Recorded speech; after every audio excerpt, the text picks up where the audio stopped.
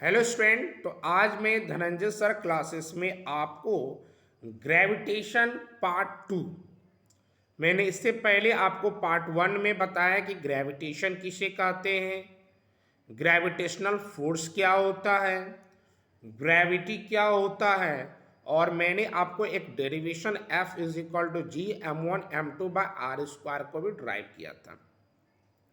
तो आज हम लोग स्टडी करने वाले हैं कि आपका ग्रेविटेशनल जो फोर्स होता है, फोर्स ऑफ ग्रेविटी जिसको बोला जाता है, ग्रेविटेशनल कांस्टेंट जिसको हम लोग बोलते हैं, उसका यूनिट क्या होता है और कैसे उसके यूनिट को हम लोग फाइंड आउट करते हैं। तो हमारा जो पिछले वीडियो मैंने ड्राइव किया था कि F is equal to G m1m2/r², उसको मैं लिख दिया हूँ। क्रॉस मल्टीप्लाई करने पर क्या रिजल्ट आता है, तो capital G m1m2 is equal to FR², और capital G is equal to हो जाएगा FR²/m1 into m2। F represent करता है फोर्स को, और फोर्स का जो यूनिट होता है वह न्यूटन होता है, इसलिए मैंने एन लिख दिया। आर जो हमारा distance, radius, that means distance बता रहा है, और डिस्टेंस का यूनिट मीटर होता है। चूंकि आर का पावर 2 था तो मीटर का पावर 2 हो गया। m1 जो है मास ऑफ द फर्स्ट ऑब्जेक्ट है, मास का यूनिट केजी होता है। m2 भी मास ऑफ द सेकेंड ऑब्जेक्ट, इसका भी यूनिट केजी होता है।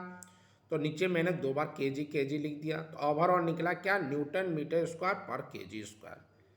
अब देखिए कि मैंने न्यूटन मीटर स्क्वायर पर केजी स्क्वायर स्लैश को पर बोला जाता है, और मैं न्यूटन मीटर स्क्वायर केजी का पावर -2 क्यों रखें, क्योंकि आप देख रहे हो कि केजी का पावर 2 जो वो डिनोमिनेटर है, और जब जानते हैं कि डिनोमिनेटर जब न्यूमरेटर में जाता है तो उसका पावर का साइन जो है वह चेंज हो जाता है। नीचे में पॉजिटिव था इसलिए वह क्या हो गया, नेगेटिव। अब हम लोग आते हैं कि इसी फॉर्मूला के माध्यम से हम ये जानना चाहते हैं कि कैसे एफ जी के बराबर है, that means force of gravity जो है वह ग्रेविटेशनल कांस्टेंट के बराबर होता है, वह कौन सा कंडीशन होता है।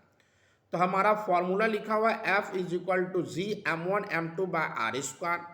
अगर हम लोग mass of the first object, mass of the second object दोनों अगर 1 kg हो, and the radius of the distance between them, और दोनों के बीच का जो डिस्टेंस है अगर 1 मीटर हो, तो इस कंडीशन में हमारा जो फॉर्मूला है उसमें जब पुटअप करेंगे तो m1 के जगह 1, m2 के जगह 1 और r² के जगह 1 का स्क्वायर सॉल्व करेंगे तो f इज इक्वल टू जी।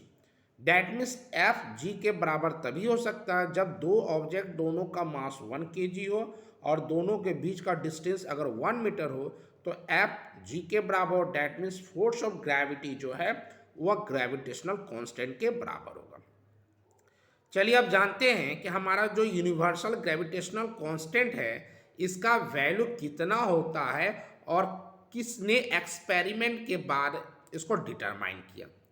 तो जो हमारा ग्रेविटेशनल कांस्टेंट होता है जिसका वैल्यू किसी भी कंडीशन में चेंज नहीं होता है, उसका वैल्यू है 6.67 इंटू 10⁻11 न्यूटन मीटर स्क्वायर पर केजी स्क्वायर होता है। और ये एक्सपेरिमेंट किया गया हेनरी कैनवेंडिश के माध्यम से। ये एक्सपेरिमेंट किसके द्वारा किया गया, तो हेनरी कैनवेंडिश नाम के साइंटिस्ट ने एक्सपेरिमेंट किया, और ये आपका एक्सपेरिमेंट करके वैल्यू को डिटरमाइन किए थे, और जो कि वैल्यू क्या होता है, फिक्स्ड होता है। मैंने यहाँ लिख दिया कि जी का जो है वह यूनिवर्सल ग्रेविटेशनल कांस्टेंट होता है। क्यों होता है, इसका रीजन क्यों है, क्योंकि ये किसी भी कंडीशन में चेंज नहीं होता है, because it's value does not depend upon the mass. ये मास पर कोई मतलब नहीं होता है, ऑब्जेक्ट के बीच के डिस्टेंस से भी इसको कोई मतलब नहीं होता है, किसी नेचर के मीडियम से भी कोई मतलब नहीं होता, शेप और साइज का बॉडी से भी कोई मतलब नहीं होता है। डैट मीन्स ये अपरिवर्तन है, किसी भी कंडीशन में परिवर्तन नहीं होता है।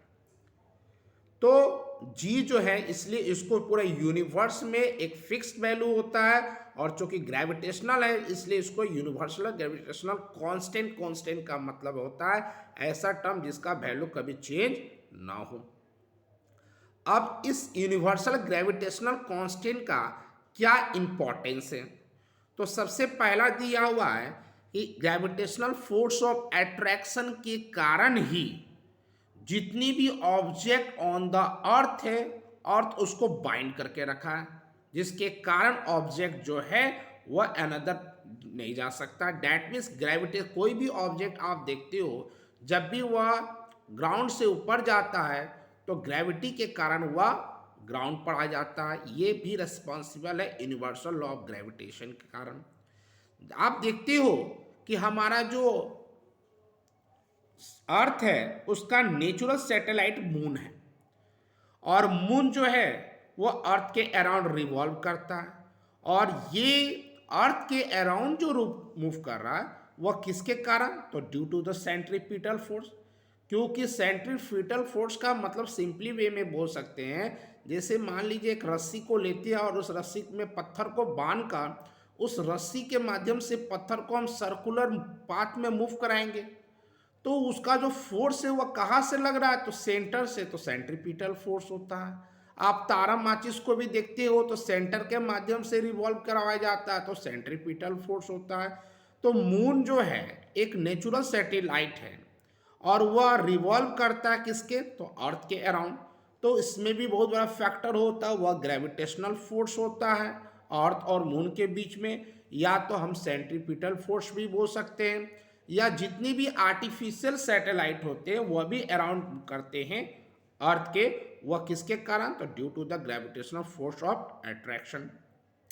जितने भी प्लैनेट होते हैं अर्थ को लेकर जो हमारा रिवॉल्व करते हैं अराउंड द सन, सन के अराउंड जो भी प्लैनेट रिवॉल्व करते हैं वह इलिप्टिकल पाथ में मूव करते हैं, वह सर्कुलर नहीं होता है, ओवल शेप में होता है, इसलिए उसको इलिप्टिकल पाथ बोलते हैं।